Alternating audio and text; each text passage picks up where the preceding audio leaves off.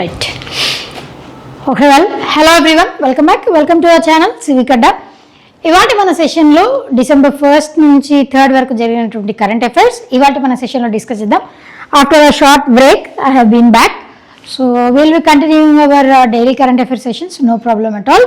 ఇవాటి నుంచి మీరు రెగ్యులర్గా డైలీ కరెంట్ అఫైర్స్ వినొచ్చండి మన ఛానల్ ద్వారా, దట్ ఈజ్ సివికడ్డా ఛానల్ ద్వారా మీరు వినొచ్చు.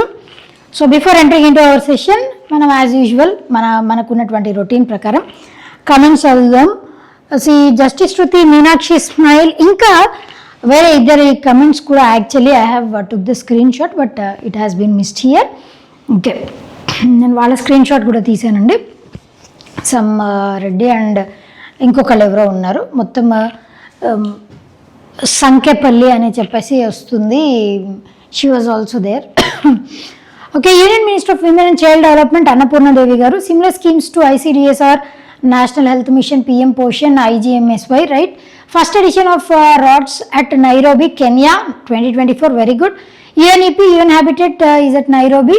5 case of Sikhism, Kesh Kanga Kada, Kacha Kirpan, Kachera, Kacha, that is undergarment, very good. First edition of Khelo India University Games were conducted in the year 2020, Bhubaneswar, Odisha. Japan PM vachesi Sane Takaichi. Mongolia capital Ulaanbaatar, currency Togrog. First Dalit CJI chief justice of India KG Balakrishnan గారు. దాని తర్వాత second CJIగా మొన్న retire అయిపోయినటువంటి justice BR Gavai గారు. International day against drug abuse 26th June, very very good అండి. Keep commenting on our session. Okay, దీంట్లో first one, India reelected to UNESCO's executive board for the year 2025 to 2029. Basically ఇక్కడ మనకు తెలియాల్సిన అంశాలు, UNESCO గురించి మనం కొన్ని విషయాలు నేర్చుకోవాలి. అవి వచ్చేసి ఏంటి అని అంటే, UNESCO United Nations education, scientific and cultural organisation. దీనిని ఏ ఇయర్లో ఎస్టాబ్లిష్ చేశారండి? It was established in the year 1945, 16th November నాడు యునెస్కోని ఎస్టాబ్లిష్ చేశారు. అసలు ఎందుకు యునెస్కోని ఎస్టాబ్లిష్ చేయాల్సిన అవసరం వచ్చింది? ఎందుకు అని అంటే 1939 నుంచి 1945 వరకు మనకి ఏ యుద్ధం జరిగింది? World War II జరిగింది కదా. ఆ World War II జరుగుతున్నప్పుడు 1942వ సంవత్సరంలో కేమ్ అన్నటువంటిది కాన్ఫరెన్స్ ఆఫ్ అలైడ్ ఏదండి, conference of allied, M stands for something is there, on education. అది కేమ్ అన్నటువంటిది ఏంటి అని అంటే, ఈ యూరోపియన్ కంట్రీస్ ఉంటాయి కదా, ఆ యూరోపియన్ కంట్రీస్ అన్నీ కూడా ఒక దగ్గర కొలాబ్ అయ్యి మనం ఎడ్యుకేషన్ని ఒక ఆయుధం లాగా యూజ్ చేసుకోవాలి. సో దట్ ఇప్పుడు ఏదైతే World War II జరుగుతుందో అలాంటి యుద్ధాలు మరలా జరగకుండా, అంటే ఆల్రెడీ దానికంటే ముందు World War I జరిగింది, ఇప్పుడు World War II జరుగుతుంది. ఒకవేళ World War III కనుక జరిగినట్లయితే వరల్డ్ మొత్తం కొలాప్స్ అయిపోతుంది, ఇంకా వరల్డ్ ఏమి ఉండదు, ఇంకా ఇక్కడ ఏమి ఉండవు, మిగిలేవి రెమినెంట్స్, నథింగ్, జీరో అని చెప్పేసి వాళ్ళు అప్పుడే రియలైజ్ అయ్యి 1942వ సంవత్సరంలో యూరోపియన్ దేశాలన్నీ కూడా ఏం చేసాయనంటే, ఎడ్యుకేషన్ మనం ఆయుధంగా వాడుకొని ఎడ్యుకేషన్ ప్రమోట్ చేయాలి. చిన్నతనం నుంచే కదా ఎడ్యుకేషన్ ప్రమోట్ చేయాలి. మొక్కై వంగనిదే మానై వంగున అని చెప్పేసి మనకి తెలుగులో కూడా ఒక సామెత ఉంది.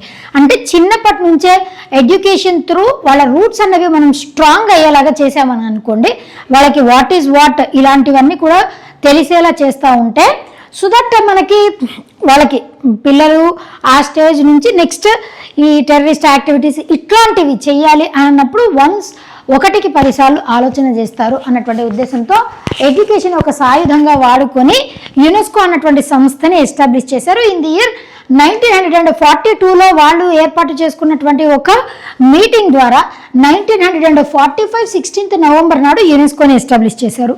దీని హెడ్ క్వార్టర్స్ వచ్చేసి ఎక్కడ ఉన్నాయండి? Those are situated at Paris, ఫ్రాన్స్లో దీని హెడ్ క్వార్టర్స్ అన్నవి ఉన్నాయి. టోటల్గా ఇప్పుడు ఎగ్జిక్యూటివ్ బోర్డు లాగా టోటల్గా 3 బోర్డ్స్ ఉంటాయండి యునెస్కోలో. ఈ ఎగ్జిక్యూటివ్ బోర్డు ఏం చేస్తుంది? ఇప్పుడు మనకి జనరల్గా నేషనల్ లెవెల్లో, మన ఇండియా లెవెల్లో కూడా 3 parts ఉంటాయి. ఒకటి లా మేకింగ్ బాడీ, ఒకటి ఇంప్లిమెంట్ చేసేటువంటి బాడీ, ఇంకొకటి జ్యుడిషియరీ, ఇట్లా 3 ఉంటాయి కదా. ఇక్కడ యునెస్కో లెవెల్లో కూడా టోటల్గా 3 ఉంటాయి అన్నమాట. ఆ 3లో వన్ అమాంగ్ దెమ్ ఈజ్ ఈ ఎగ్జిక్యూటివ్ బోర్డ్. ఈ ఎగ్జిక్యూటివ్ బోర్డులో ఒక కంట్రీ, ఒక దేశం అన్నది ఎన్ని సంవత్సరాల వరకు ఉండవచ్చు అని అంటే ఎగ్జిక్యూటివ్ బోర్డులో ఎలక్ట్ అవ్వడానికి అవకాశం ఉంది అని అంటే ప్రతి 4 ఏళ్లకు ఒకసారి ఒక దేశం అనేది ఎలక్ట్ అవుతూ ఉంటుంది. మన భారతదేశం ఆల్రెడీ 2021 సంవత్సరం నుంచి 2025 ఈ 4 ఇయర్స్కి ఆల్రెడీ అపాయింట్ అయింది. మరలా ఇప్పుడు కూడా 2025 నుంచి 2029 వరకు అపాయింట్ అయ్యింది అవర్ ఇండియా రీఎలెక్టెడ్. అందుకే రీఎలెక్టెడ్ అని చెప్పాం లాస్ట్ టైం మాత్రమే కాదు, ఈవెన్ 2003 ఆ టైంలో కూడా ఒకసారి మన భారతదేశం ఎలక్ట్ అయ్యింది. అట్లా 4 సంవత్సరాలు మన భారతదేశం ఎగ్జిక్యూటివ్ బోర్డులో మన భారతదేశం కూడా రీఎలెక్ట్ అయ్యింది. ఏం చేస్తుంది అనంటే యునెస్కో వాళ్ళు కండక్ట్ చేసేటువంటి ప్రోగ్రామ్స్ ఏవైతే ఉంటాయో అవి సరిగ్గా ఇంప్లిమెంట్ అవుతున్నాయా లేదా అని చెప్పేసి దాన్ని ఎగ్జిక్యూట్ చేసేటువంటి బాడీనే ఎగ్జిక్యూటివ్ బోర్డు అనమాట. Corresponding budget submitted by director general makes recommendation. ఏమేం చేస్తుంది అనంటే makes recommendations regarding admissions of new member states. ఇట్లా ఎవరిని ఏ దేశాన్ని ఎలా అపాయింట్ చేస్తారండి అనంటే దీంట్లో మెంబర్ కంట్రీస్ ఉన్నాయి కదా, 193 మెంబర్ కంట్రీస్. ఆ 193 మెంబర్ కంట్రీసే నెక్స్ట్ ఏ దేశం రావాలి అని చెప్పి ఎలక్షన్ ఓటింగ్ పద్ధతి ద్వారా వాళ్ళు సెలెక్ట్ చేసుకుంటూ ఉంటారు. మన భారతదేశం మీద ఉన్నటువంటి ట్రస్ట్ నమ్మకం వల్ల మన భారతదేశం ఇది వరకు చేసి చూపించినటువంటి పనుల వలన మన ఇండియాని మరలా ఎలక్ట్ చేశారనమాట. ఇవన్నీ కూడా చేస్తూ ఉంటుంది. అదేవిధంగా యునెస్కో గురించి ఇంకా కొన్ని ఫ్యాక్ట్స్ ఉన్నాయండి. యునెస్కోకి ఇప్పుడు డైరెక్టర్ జనరల్గా ఎవరు పని చేస్తున్నారు, ఇది తెలిసినట్లయితే కమెంట్ చేయండి. డైరెక్టర్ జనరల్గా పనిచేస్తున్నటువంటి వ్యక్తి ఏ దేశానికి చెందిన వాళ్ళు అది కూడా నాకు కమెంట్స్లో చెప్పాలి. దీనితో పాటుగా యునెస్కో ఇంకా ఏమేం చేస్తుంది, యునెస్కో కొన్ని రిపోర్ట్స్ని కూడా రిలీజ్ చేస్తుంది. రిపోర్ట్స్ దేని గురించి ఇస్తుంది అని అంటే ఎడ్యుకేషన్ రిపోర్ట్ని అందజేస్తుంది. మన భారతదేశంలో కూడా ఎడ్యుకేషన్ రిపోర్ట్ని అందజేస్తుంది. ఆ ఎడ్యుకేషన్ రిపోర్ట్ అన్నది చిల్డ్రన్ విత్ డిజేబిలిటీ ఆ ఎడ్యుకేషన్ రిపోర్ట్ని కూడా యునెస్కోనే అందజేస్తూ ఉంటుంది. ఈ రిపోర్ట్స్తో పాటుగా ఇంకా యునెస్కో ఒక ప్రైజ్ని కూడా అవార్డు చేస్తూ ఉంటుంది, ఒక అవార్డుని కూడా అందజేస్తూ ఉంటుంది. ఆ అవార్డు పేరే ఏంటి అని అంటే UNESCO Kalinga award. UNESCO Kalinga award అన్నది ఏ కేటగిరీలో ఈ యునెస్కో కళింగ అవార్డుని అందజేస్తూ ఉంటారు.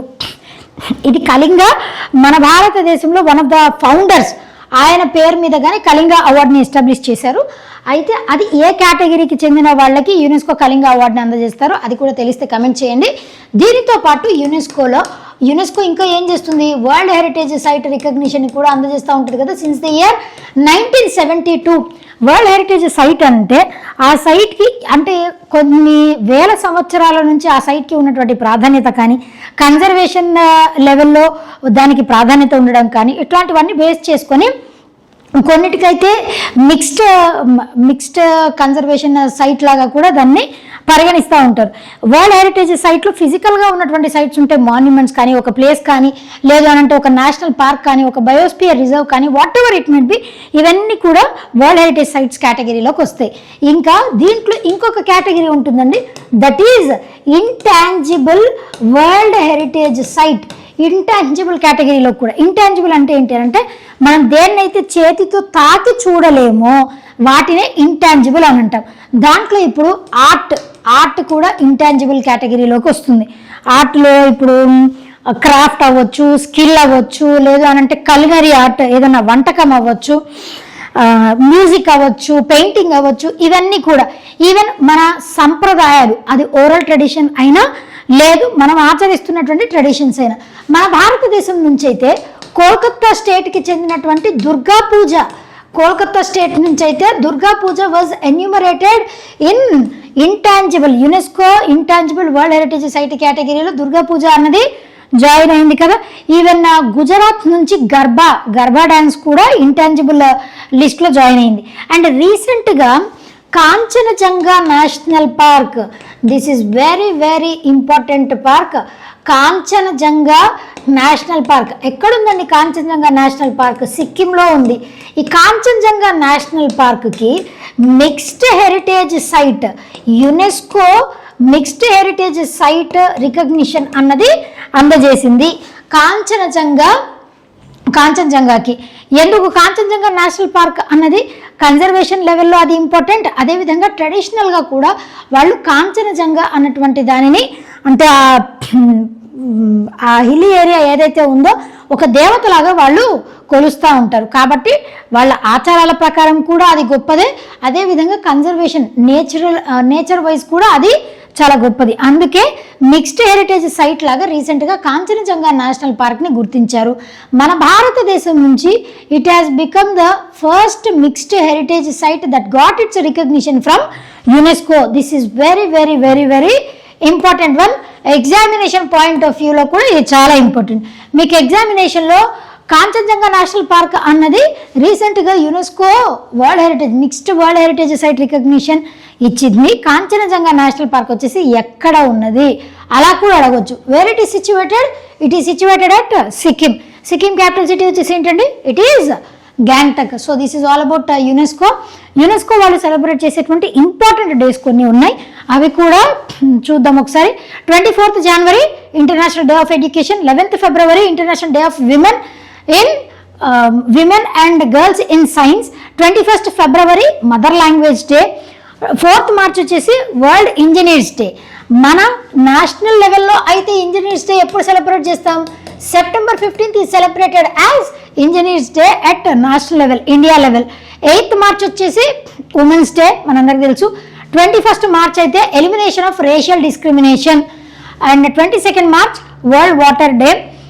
6th April international day of sport for development and peace. 23rd April world book and copyrights day. 3rd May world press freedom day. 16th May international day of light, international day of living together in peace. 22nd May international day of biological diversity. రీసెంట్గా international day of light, I think SBI mains clerk మెయిన్స్లో ఈ question అడిగినట్టున్నారు. 5th June world environment day, this is very important. 8th June కూడా చాలా important, world oceans day. 17th June world day to combat desertification and drought. 18th July Nelson Mandela international day. 9th August వచ్చేసి world indigenous people day. 12th August international youth day.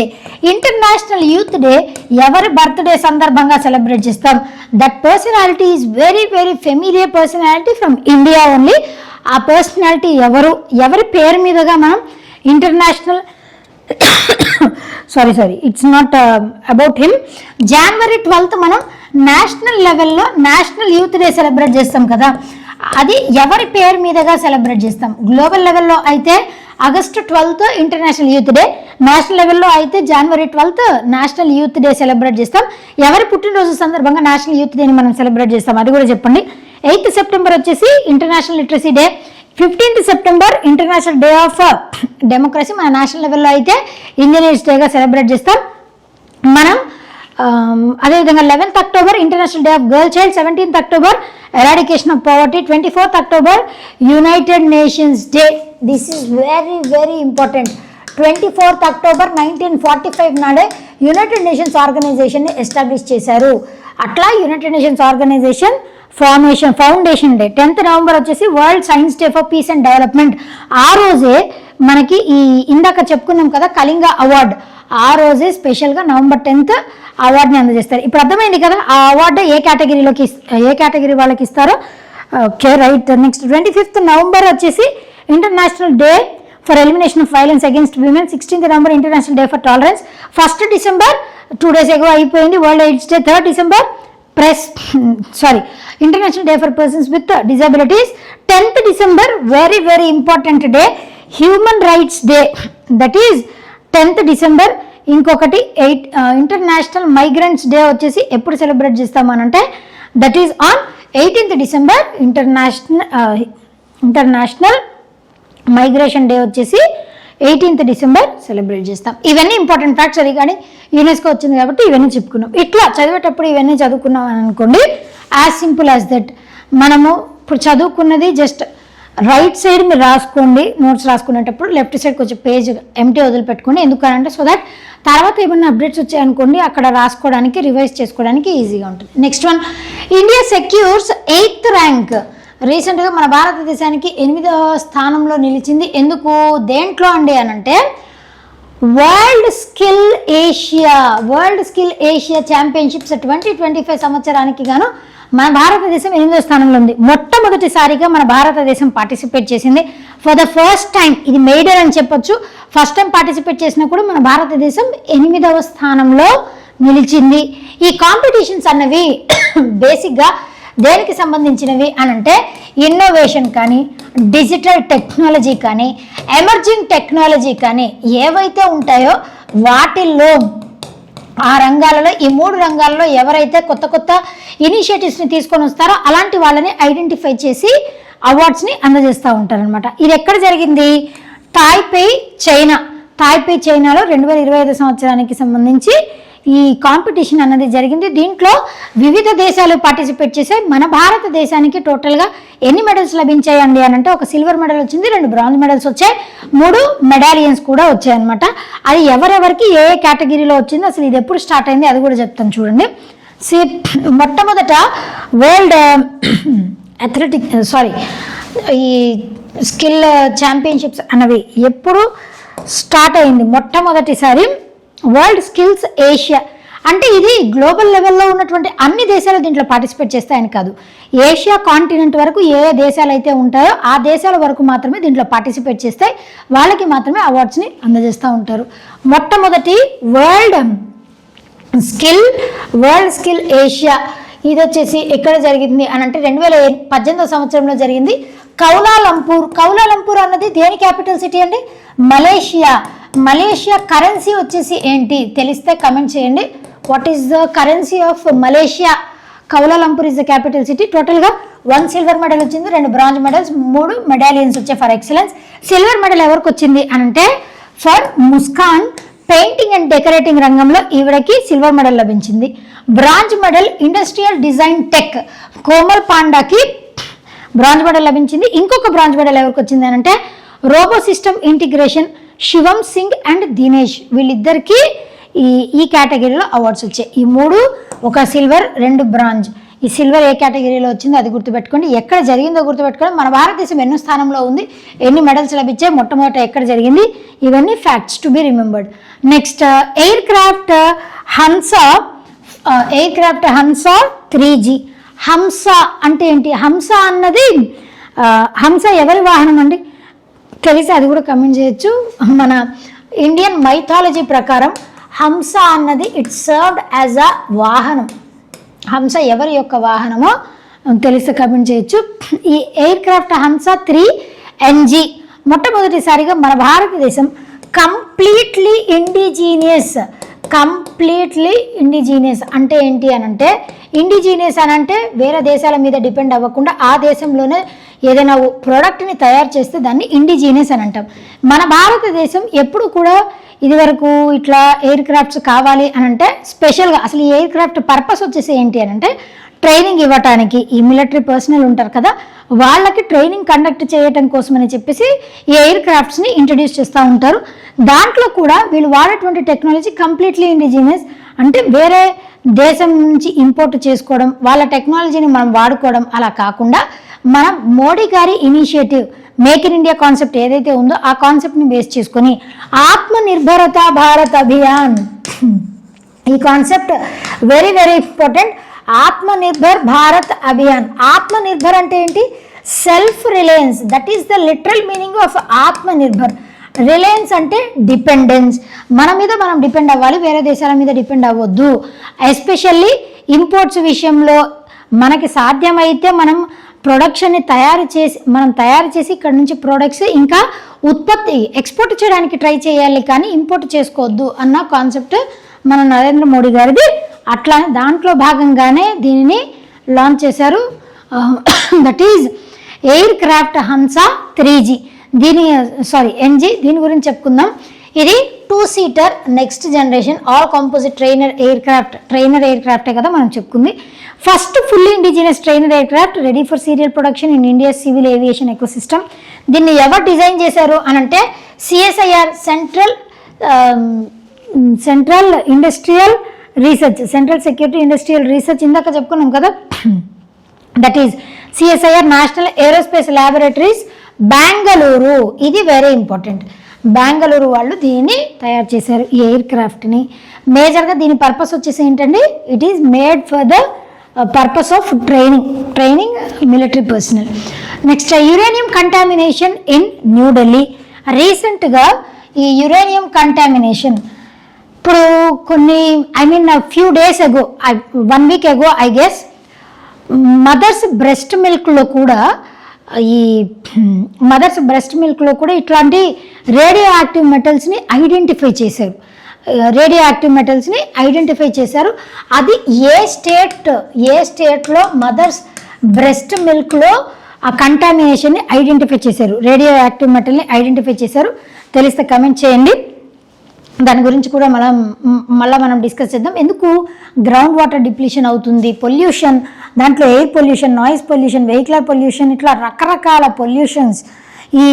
ఇంకా even మనం pesticides ఎక్కువగా use చేయటం, మనం పండించుకునేటువంటి ఫుడ్లో, వీటన్నిటి వలన ఈ పొల్యూషన్స్ వలన ఏమవుతున్నాయి అంటే మెల్లమెల్లగా ఈ మెటల్స్ అన్నీ కూడా మన బాడీస్లోకి ఇంజెక్ట్ అవుతున్నాయి, పెనిట్రేట్ అవుతున్నాయి అని చెప్పి, ఈవెన్ ఢిల్లీలో అయితే it has been proved ground వాటర్లో ఆల్రెడీ యురేనియం కంటామినేషన్ అవుతుంది అని చెప్పేసి రీసెంట్గా ఒక రిపోర్ట్ ద్వారా తెలిసింది. ఈ యురేనియం వాటర్లో ఉండటం వల్ల, ఇలా వాటర్ అన్నవి కలుషితం అవ్వటం వల్ల, ఆ వాటర్ మనం తీసుకున్నాం అనుకోండి ఏమేమి ప్రాబ్లమ్స్ వస్తాయనంటే న్యూరలాజికల్ ప్రాబ్లమ్స్ వస్తాయి. Uranium beyond permissible limits detected in Delhi's under ground వాటర్లో పర్మిసబుల్ లిమిట్ కంటే మించి, మోతాదుకి మించి యురేనియంని ఐడెంటిఫై చేశారు. WHO ప్రకారం, వరల్డ్ హెల్త్ ఆర్గనైజేషన్ ప్రకారం, ఈవెన్ మన భారతదేశపు యొక్క స్టాండర్డ్స్ ప్రకారం, బ్యూరో ఆఫ్ ఇండియన్ స్టాండర్డ్స్, ఈ రెండిటి ప్రకారం యాక్సెప్టబుల్ లిమిట్ వచ్చేసి ఎంత అండి అనంటే 0.0 milligrams per litre, 0.03 milligrams per litre, ఇంత మాత్రమే ఉండాలండి. దానికి మించి, ఆ మోతాదుకి మించి ఉంది అనంటే it is not encourageable and it is dangerous as well. ఇప్పుడు ప్రీ మాన్సూన్ 11 out of 83 శాంపిల్స్ had uranium beyond permissible limits. Post monsoon కూడా ఉన్నాయి. హాట్స్పాట్స్ వచ్చేసి ఎక్కడున్నాయి అనంటే చండి, నరేలా. 42 ppb అంటే ఏంటండి, పార్ట్స్ పర్ బిలియన్, దానిని ppb అని అంటారు, పార్ట్స్ పర్ బిలియన్, ఇంత ఉంది. Is this encouraging? Not at all. Health impact దీనివల్ల ఏం జరగవచ్చు అని అంటే neurological, skeletal, kidney problems, cancer related problems, ఇవన్నీ కూడా వచ్చే అవకాశాలు ఉన్నాయి. ఇప్పుడు మదర్స్ బ్రెస్ట్ మిల్క్లోనే దీన్ని ఐడెంటిఫై చేశారు రేడియో యాక్టివ్ మెటల్స్ అని అంటే, ఇప్పటిదాకా మనం కలుషితం కాని అంశం ఏదైనా అవుతుంది అని అంటే మదర్స్ బ్రెస్ట్ మిల్క్ అని చెప్పేసి ఇప్పటిదాకా చెప్పుకునేవాళ్ళు. ఇప్పుడు అది కూడా కలుషితం అయ్యింది అని చెప్పి రీసెంట్గా ఒక స్టడీలో ప్రూవ్ అయింది. అది ఏ స్టేటో కమెంట్ చేయండి. Next masala bond.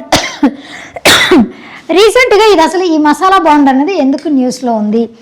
మీకు ఇక్కడ మసాలా బాండ్ అనగానే ఇమీడియట్గా ఓకే మసాలాలకు ఇచ్చే బాండ్ అట్లా అనుకోవద్దండి. Those are not that bonds. ఈ మసాలా బాండ్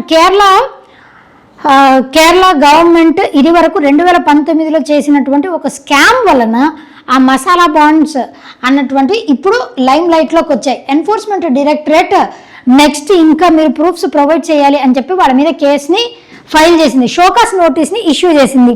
మీరు ఎందుకు అలా చేయాల్సి వచ్చింది, కాజ్ చూపించండి అని enforcement directorate Kerala state government, Kerala CM అయినటువంటి ఎవరండి, పినరై విజయన్, ఆయనకి నోటీసులను జారీ చేసింది.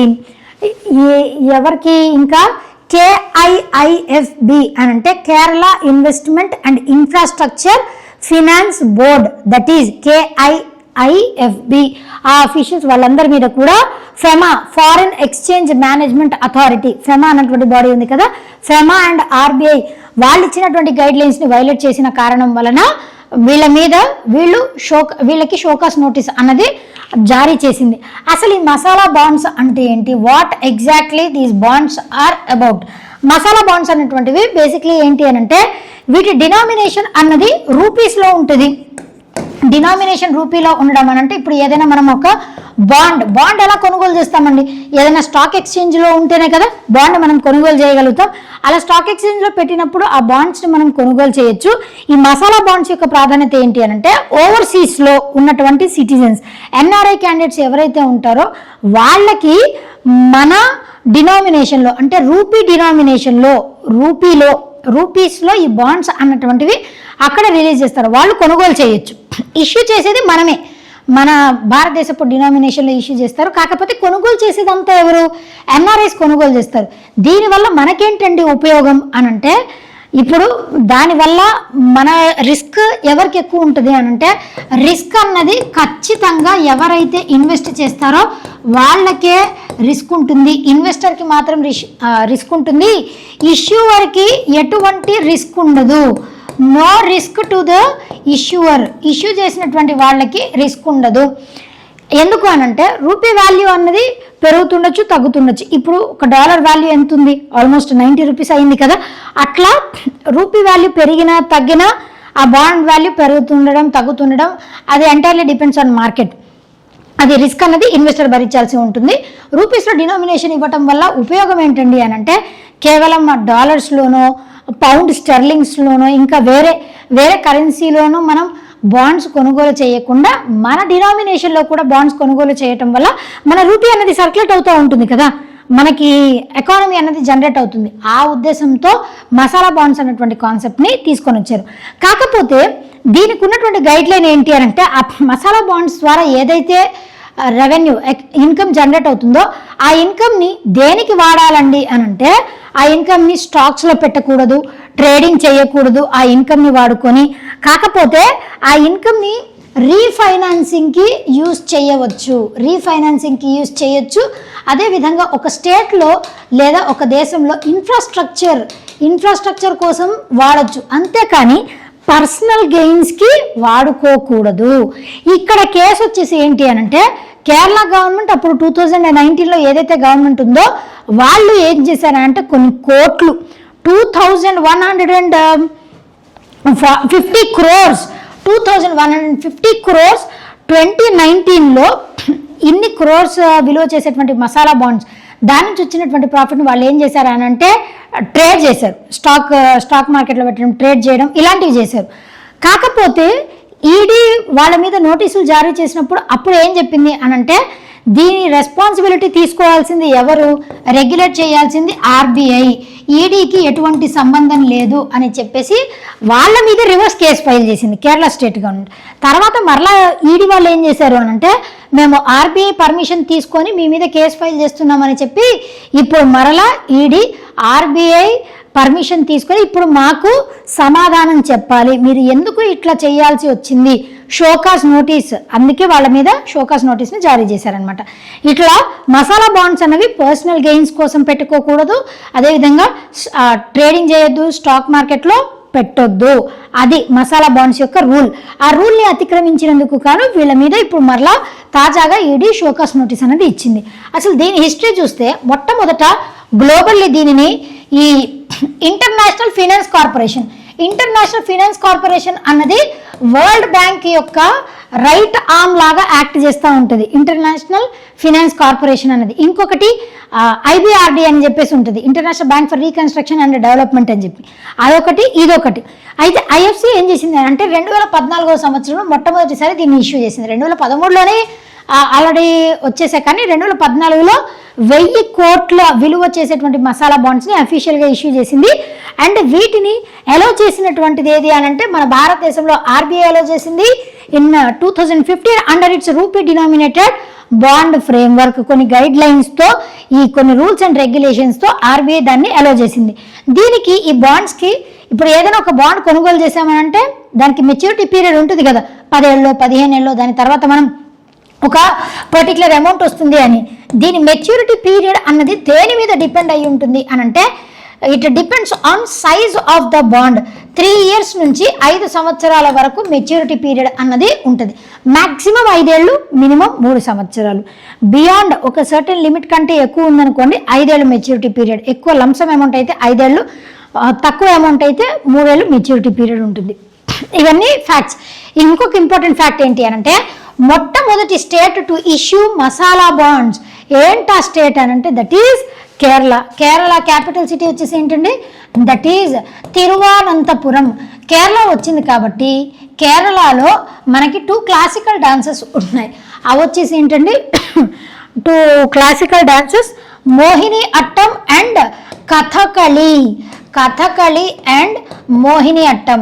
మొట్టమొదటిసారి కేరళ స్టేట్ నుంచి ఒక 16 సంవత్సరాల అమ్మాయి, ఒక century, more than a century, 16-year-old Muslim girl, ఒక ముస్లిం అమ్మాయి కథకళిని పర్ఫామ్ చేసింది. What is the name of that Muslim girl who has given her performance after a century తర్వాత, అంటే మొట్టమొదటి మహిళ ఉమెన్ ఎవరు కథకళి పర్ఫార్మెన్స్ ఇచ్చినటువంటి అమ్మాయి ఎవరు? 16 సంవత్సరాల అమ్మాయి. ఆ అమ్మాయి పేరు ఏంటి తెలిస్తే కమెంట్ చేయండి, అది కూడా important. Right, next one. Director of Department of Telecommunications has mandated that all smartphones sold from March 2026 నుంచి ఏవైతే ఫోన్స్ అమ్ముతారో ఆ ఫోన్స్ అన్నిట్లో కూడా డిఫాల్ట్గా కొన్ని యాప్స్ ఉండాలి. దాంట్లో సంచార్ సాథీ యాప్ అన్నది ఖచ్చితంగా ఇన్స్టాల్ చేసి ఉండాలి. ఈ సంచార్ సాథీ యాప్ అన్నటువంటిది ఏంటి బేసిక్లీ అని అంటే, సంచార్ సాథీ యాప్ అన్నటువంటిది మనకు వచ్చేటువంటి ఫ్రాడ్ కాల్స్ కానీ ఫ్రాడ్ మెసేజెస్ కానీ వాటన్నిటి గురించి మనం కంప్లైంట్ చేయొచ్చు ఆటోమేటిక్గా. ఇంకా ఎవరైనా ఫోన్ మిస్ అయిపోయింది అనుకోండి, ఆ ఫోన్ గురించినటువంటి కంప్లైంట్ కూడా ఇవ్వచ్చు. సో దట్ దీంట్లో ఇన్స్టాల్ చేసినటువంటి ఈ యాప్ ద్వారా ఎక్కడైనా ఫోన్ పోగొట్టుకుంటే ట్రాక్ చేసి వాళ్ళకి ఎక్కడుంది వాళ్ళ ఫోన్ లొకేషన్ కూడా ట్రాక్ చేసే అవకాశం ఉంటుంది. అందుకే ఇన్స్టాల్ చేయమని చెప్పారు. కాకపోతే కొన్ని కంపెనీస్ వచ్చేసి దీనికి ఎగెయిన్స్ట్గా, ఇప్పుడు అది ప్రైవసీని హిండర్ చేస్తుంది కదా, వాళ్ళ డేటాని ముందుగానే మనం వాళ్ళ పర్మిషన్ లేకుండా గ్రాప్ చేసుకోవడం అది ఇది అని చెప్పారు. అయితే దానికి మన టెలికమ్యూనికేషన్ మినిస్టర్ ఎవరండి, who is our telecommunication minister ఆయన ఏం చెప్పారు అని అంటే, ఆయన మేము ఇన్స్టాల్ చేసి ఇస్తాము, క్యాండిడేట్కి అవసరం లేదు, క్లయింట్కి అవసరం లేదు అని అనుకుంటే వాళ్ళు ఫోన్ కొనుగోలు చేసిన తర్వాత దాన్ని డిలీట్ కూడా చేయొచ్చు, ఇబ్బంది ఏం లేదు అని చెప్పేసి ఆయన క్లారిటీ కూడా ఇచ్చారు. సంచార్ సాథీ అన్నది ఎప్పుడు లాంచ్ చేశారు దీనిని అనంటే 2023వ సంవత్సరంలో దీన్ని లాంచ్ చేశారు. పోర్టల్ కమ్ యాప్ లాగా ఉంటుంది. సస్పీషియస్ ఫోన్ కాల్స్ ఏమన్నా వస్తే వాటిని ఫిల్టర్ చేయడానికి, వాటి గురించి రిపోర్ట్ చేయడానికి. It has other features like identifying all the phone numbers linked to a user, blocking stolen device, providing it's IMEI number అంటాం కదా. IMEI అంటే ఏంటి? International mobile equipment identity, that is IMEI, which would culminate in an order to telecom operators to bar a stolen device from their networks. ఇది Assam assembly passes bill to ban పాలిగామీ. పాలిగామీ అంటే ఏంటి? ఒక person one or ఒకళ్ళ కంటే ఇద్దరు లేదా ఇద్దరు ముగ్గురు నలుగురిని వివాహం చేసుకుంటే దానిని పాలిగామీ అని అంటాం. అంటే ఒక మేల్ పర్సన్ ఇద్దరు లేదా ఎక్కువ మంది ఫీమేల్స్ని పెళ్లి చేసుకుంటే, ఫీమేల్స్ వైఫ్స్ లాగా ఉండడం. లేదు అనంటే ఒక female person 2 or more male person, male అంటే హస్బెండ్స్ ఉంటే, అంటే ఒక మ్యారేజ్ బ్రేక్ అయిన తర్వాత ఇంకొక మ్యారేజ్ చేసుకోవడం దట్ ఈస్ కంప్లీట్లీ ఫైన్. అలా కాకుండా ఒక మ్యారేజ్ కంప్లీట్గా డిజాల్వ్ అవ్వకుండానే ఒక మ్యారేజ్ ఉండగానే ఇంకొక మ్యారేజ్ చేసుకోవడం చట్టరీత్యా నేరం. దాని గురించి కఠినంగా శిక్షలు అమలు పరుస్తామని చెప్పేసి అస్సాం స్టేట్ గవర్నమెంట్ ఈ ఇనిషియేటివ్, ఈ బిల్ని తీసుకొని వచ్చింది. ఆ బిల్ రీసెంట్గా యాక్ట్ లాగా పాస్ అయింది. Assam has become the second state to ban polygamy. మొట్టమొదటి స్టేట్ ఏది? What is the first state to ban polygamy అని అంటే that is Uttarakhand to ban polygamy. ట్రైబల్స్లో మళ్ళీ ఈ లా అన్నది అప్లై అవ్వదండి. హిందూ మ్యారేజ్ యాక్ట్ ఏదైతే 1955 ఉందో దాని ప్రకారం ఇట్లా వివాహాలు చేసుకోవడం పాలిగామీ అన్నది not encourageable. But where as in the case of ట్రైబ్స్లో అయితే ఇది వర్తించదు, ట్రైబల్ పీపుల్కి ఇది వర్తించదు. ఈవెన్ ఇస్లాం కమ్యూనిటీలో కూడా 4 wives దాకా ఉండొచ్చు అని చెప్పేసి వాళ్ళ చట్టం చెప్తుంది. కాబట్టి వాళ్ళకి కూడా ఇది వర్తించదు, పార్సీలకి వర్తించదు. ఇట్లా ఎవరి చట్టాలు వాళ్ళకు ఉన్నాయి కాబట్టి వాళ్ళకి తప్ప మిగతా వాళ్ళు హిందూ సక్సెషన్ యాక్ట్ 1955 ప్రకారం అస్సాం స్టేట్ గవర్నమెంట్ దీన్ని బ్యాన్ చేసింది. ఎవరైతే దీనికి అగెయిన్స్ట్గా వెళ్తారో వాళ్ళకి 3 నుంచి 7 years జైల్ ఇంప్రిజన్మెంట్ అన్నది పడవచ్చు అని చెప్పి చెప్పారు. యూనిఫామ్ సివిల్ కోడ్ని ఇంప్లిమెంట్ చేసినటువంటి మొట్టమొదటి స్టేట్ ఏది? అది కూడా ఉత్తరాఖండ్. యూనిఫామ్ సివిల్ కోడ్ని ఇంప్లిమెంట్ చేసిన ఫస్ట్ స్టేట్ ఏదండి? It is Uttarakhand. Uniform civil code యొక్క ఆర్టికల్ ఏంటి? What is article? It is article 44. ఇది వరకు క్లాస్లో నేను డిస్కస్ చేశాను. యూనిఫామ్ సివిల్ కోడ్ని ఎప్పటి నుంచో బ్రిటిషర్స్ కంటే ముందు అప్పటి నుంచి ఒక స్టేట్లో యూనిఫామ్ సివిల్ కోడ్ని ఇంప్లిమెంట్ చేశారు. ఇప్పటికీ కూడా యూనిఫామ్ సివిల్ కోడ్ని ఇంప్లిమెంట్ చేస్తూనే ఉన్నారు. What is the name of that state? అది కూడా తెలిస్తే కమెంట్ చేయండి. Assam has passed Assam prohibition of పాలిగామీ bill 2025 becoming the second state after Uttarakhand. ఇవన్నీ మనం చెప్పుకున్నాం కదా. హిందూ మ్యారేజ్ యాక్ట్ 1955 ప్రకారం ఈ పాలిగామీ అన్నటువంటి దాన్ని బ్యాన్ చేశారు. అస్సాం క్యాపిటల్ సిటీ వచ్చేసి ఏంటండి? డిస్పూర్. అస్సాంకి చీఫ్ మినిస్టర్గా ఎవరున్నారు? Himanta Biswa Sharma is serving as the chief minister of Assam. Assam స్టేట్కి గవర్నర్గా ఎవరు పనిచేస్తున్నారు? గవర్నర్ ఆర్టికల్ వచ్చేసి ఎంత? చీఫ్ మినిస్టర్ ఆర్టికల్ వచ్చేసి ఎంత అండి? Article 164 is the article associated with chief minister.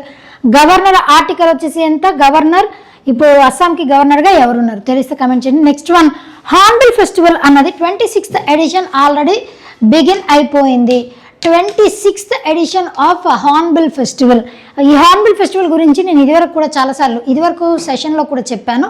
Hornbill festival is nothing but it is also termed as festival of the festivals అని దీనికి పేరు. ఫెస్టివల్ ఆఫ్ ద ఫెస్టివల్స్ అని దీనికి ఎందుకు పేరు అని అంటే, ట్రైబల్ యొక్క కల్చర్ని, ట్రైబ్స్కి ఉన్నటువంటి కల్చర్ని, వాళ్ళ ట్రెడిషన్ని అద్దం పట్టే విధంగా దాన్ని సెలబ్రేట్ చేస్తూ వీళ్ళు 10 రోజుల పాటు ఈ పండగని సెలబ్రేట్ చేస్తారు. 10 days పాటు సెలబ్రేట్ చేస్తారు. That is Hornbill festival. దాంట్లో భాగంగా స్టేట్హుడ్ డే, నాగాల్యాండ్ యొక్క స్టేట్హుడ్ డే ఎప్పుడండి? That is on December 1st. అప్పటి నుంచి మొదలుపెట్టి December 1st నుంచి December 10 వరకు ప్రతి సంవత్సరం కూడా వీళ్ళు సెలబ్రేట్ చేస్తూ ఉంటారనమాట. ఈ హార్న్బిల్ ఫెస్టివల్ అన్నటువంటి దానిని ఎక్కడ సెలబ్రేట్ చేస్తారు? ఈ పేరు కూడా గుర్తుపెట్టుకోవడం చాలా ఈజీ అండి అని చెప్పాను. నాగాలాండ్ క్యాపిటల్ సిటీ ఏంటి? కోహిమా. ఈ కోహిమాకి చాలా సిమిలర్గా ఉంటుంది. అదే ఒక హెరిటేజ్ విలేజ్. ఆ హెరిటేజ్ విలేజ్లోనే ఈ ఫెస్టివల్ని సెలబ్రేట్ చేస్తారు అని చెప్పుకున్నాం. What is the name of that heritage village? ఇది కూడా కమెంట్ చేయండి. That is very very very important. మీకు ఎగ్జామినేషన్లో అలాగే అడుగుతారు. Hornbill festival of Nagaland is celebrated at which place అని అంటే ఆ విలేజ్, ఆ హెరిటేజ్ విలేజ్ పేరు ఏదైతే అవుతుందో మీరు అది మెన్షన్ చేయాలి. గుర్తుపెట్టుకోవడం కూడా సింపులే. కోహిమా గుర్తుంటుంది కాబట్టి అది కూడా గుర్తుంటుంది. జస్ట్ 2 letters మారిస్తే సరిపోతుందండి. దీనికి ఇప్పుడు పార్ట్నర్ కంట్రీస్గా ఏమున్నాయి, పార్ట్నర్ స్టేట్గా ఏది ఉంది, చాలా చాలా ఇంపార్టెంట్. 6 countries వచ్చేసి పార్ట్నర్ కంట్రీస్గా ఉన్నాయి. దాంట్లో UK, Ireland, France, Austria, Malta, Switzerland ఈ 6 దేశాలు పార్ట్నర్ కంట్రీస్గా జాయిన్ అయ్యాయి. యూకే క్యాపిటల్ కరెన్సీ వచ్చేసి ఏంటండి? London and the currency is pound sterling. Ireland capital city ఏంటి? Dublin and the currency is euro. France capital city ఏంటి? Paris and the currency is euro. Austria capital currency ఏంటి? Vienna and the currency is Austrian dollar. Switzerland capital currency వచ్చేసి ఏంటి? Switzerland capital city burn and the currency is Swiss franc. What is the capital and currency of Malta? Malta capital currency ఏంటో నాకు comment చేయండి. And partner స్టేట్గా ఒక state ఉంది మన భారతదేశం నుంచే. పార్ట్నర్ స్టేట్గా ఏది ఉంది అని అంటే it is Arunachal Pradesh. Arunachal Pradesh capital city ఏంటండి? ఇటానగర్. నాగాలాండ్కి చీఫ్ మినిస్టర్గా ఎవరు పనిచేస్తున్నారు? Neiphiu Rio is serving as the chief minister of Nagaland. ఇది కూడా important, right. Next world AIDS day. World AIDS day ఎప్పుడు అబ్జర్వ్ చేస్తాం? That is on 1st December every year. AIDS full form గుర్తుపెట్టుకోవాలి, very very important. Acquired immuno deficiency syndrome. AIDS అన్నది viral డిసీజా, bacterial డిసీజా అని అంటే AIDS is caused by a virus that is known as human immuno virus. Human immuno virus వల్ల HIV, last stage AIDS. అట్లా AIDS ఒకసారి వచ్చింది అని అంటే అసలు దేని వల్ల వస్తుంది? ఈ ఇయర్ థీమ్ వచ్చేసి ఏంటి అని అంటే ఎయిడ్స్. ఈ ఇయర్ థీమ్ వచ్చేసి overcoming disruption transforming AIDS response. That is the theme. 1998లో మొట్టమొదటిసారిగా వరల్డ్ హెల్త్ ఆర్గనైజేషన్ వాళ్ళు world AIDS day December 1st observe చేయాలి అని చెప్పేసి అనుకున్నారు. ట్రాన్స్మిషన్ ఒక పర్సన్ నుంచి ఇంకొక పర్సన్కి ఎలా స్ప్రెడ్ అవుతుంది? వాళ్ళ డ్రాప్లెట్స్ అని అంటే వాళ్ళ సెలైవా ద్వారా, వాళ్ళ స్వెట్ ద్వారా, అదేవిధంగా వాళ్ళ బ్లడ్ ద్వారా, సెమెన్ ద్వారా, ఇట్లా ఒక పర్సన్ నుంచి ఇంకొక పర్సన్కి ట్రాన్స్మిట్ అవుతూ ఉంటుంది. మోర్ ఛాన్సెస్ దేనివల్ల అంటే ఒకటి సెక్షువల్లీ, ఇంకొకటి బ్లడ్ ట్రాన్స్ఫ్యూజన్ వల్ల జరుగుతుంది. అంతేకాని మనం షేక్ హ్యాండ్ ఇస్తేనో, హగ్ ఇస్తేనో, ముద్దు పెడితేనో ఒక పర్సన్కి ఉన్నటువంటి ఎయిడ్స్ ఇంకొక పర్సన్కి ట్రాన్స్మిట్ అవ్వదండి. సిమ్టమ్స్ వచ్చేసి ఏమేమి ఉంటాయనంటే ఫీవర్ ఉండటం, వాళ్ళ బాడీ వెయిట్ తగ్గిపోవటం, ఫెటీగ్ ఎక్కువగా ఉండటం, ఫెటీగ్ అంటే ఊరికే అలసట రావటం, వాళ్ళ ఇమ్యూన్ పవర్ తగ్గిపోవటం, క్యాన్సర్, ఇవన్నీ కూడా సిమ్టమ్స్గా చెప్పొచ్చు. దీనికి ట్రీట్మెంట్ ఉందా అనంటే ట్రీట్మెంట్ ఉంది. క్యూర్ ఉందా అండి అనంటే there is no cure for AIDS వస్తే దానికి క్యూర్ ఏం లేదు, ట్రీట్మెంట్ మాత్రం ఉంది. That is ART, anti retroviral therapy. This is the cure for this is the treatment, not cure. ఇప్పుడు ఈ యాంటీ రెట్రోవైరల్ థెరపీ అంటే మెడిసిన్స్ ఇస్తారు. ఆ మెడిసిన్స్ అట్లీస్ట్ వాడుతూ ఉన్నారనుకోండి, 5 సంవత్సరాలు బతికేవాడు మెడిసిన్స్ వాడకపోతే 5 ఏళ్ళు బతుకుతారు అనుకుందాం. ఈ మెడిసిన్స్ వాడితే ART ద్వారా 10 ఏళ్ళు బతికే అవకాశం ఉంది. అట్లా లైఫ్ స్పాన్ కొంచెం ఇంక్రీజ్ అవుతుంది, అంతేకాని మొత్తానికే తగ్గిపోయే అవకాశం లేదు. ట్రీట్మెంట్ అన్నది anti retroviral therapy, no cure. అయితే మన భారతదేశం కూడా ఒక ప్రోగ్రామ్ని తీసుకొని వచ్చింది. ఆ ప్రోగ్రామ్ పేరే ఏంటి అనంటే NACP, national AIDS control programme. National AIDS control programme. ఈ నేషనల్ ఎయిడ్స్ కంట్రోల్ ప్రోగ్రామ్ వచ్చేసి ఎప్పుడు లాంచ్ చేసింది? 1992లో మన గవర్నమెంట్ ఆఫ్ ఇండియా లాంచ్ చేసింది. So that sustainable development goals 2030 వరకు ఈ ఎయిడ్స్ని ఎరాడికేట్ చేయడానికి ట్రై చేయాలి అని. గోల్ వచ్చేసి ఏంటి అంటే reduce annual HIV infections by 80%. From 2010 నుంచి తీసుకుంటే 80% ప్రతి ఇయర్ తగ్గిస్తూ ఉండాలి. ఇట్లా వీళ్ళ గైడ్ లైన్స్ అన్న ఉన్నాయి. NACP ఫుల్ ఫామ్ ఏంటో గుర్తుపెట్టుకుని మన ఇండియా లాంచ్ చేసినటువంటి ఇనిషియేటివ్. అయితే క్వశ్చన్ వచ్చేసి ఏంటి అంటే మొట్టమొదట ఫస్ట్ ఎయిడ్స్ కేసు అన్నది ఎక్కడ నమోదు అయ్యింది? ఏ దేశంలో నమోదు అయింది? మన భారతదేశంలో ఏ ప్రాంతంలో నమోదు అయ్యింది?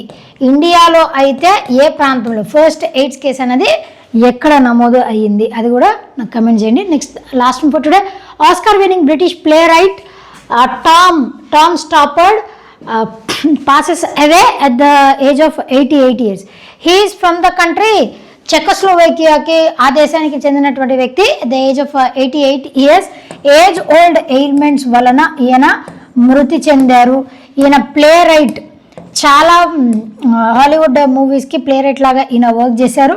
అదేవిధంగా ఈయనకి టోనీ అవార్డ్స్ కూడా, ఎమ్మీ అవార్డ్స్, టోనీ అవార్డ్స్ కూడా ఈయన 3 సార్లు టోనీ అవార్డ్ని అందుకున్నారు. ఆస్కార్ అవార్డు కూడా ఈయన అందుకున్నారు.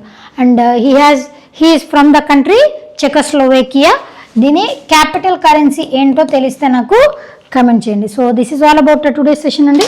దీని PDF కావాలి అని అంటే మన టెలిగ్రామ్ ఛానల్లో నేను అప్లోడ్ చేస్తాను. ఎవరైతే సబ్స్క్రైబ్ చేసుకోలేదో do subscribe to our channel సివి కడ్డా. టెలిగ్రామ్ ఛానల్లో కూడా జాయిన్ అవ్వచ్చు. అక్కడ నేను PDFs అనేవి డైలీ బేసిస్ మనం ప్రొవైడ్ చేస్తూ ఉంటాం. కాబట్టి keep watching, keep learning and do subscribe to our channel CV Kadda. Thank you so much.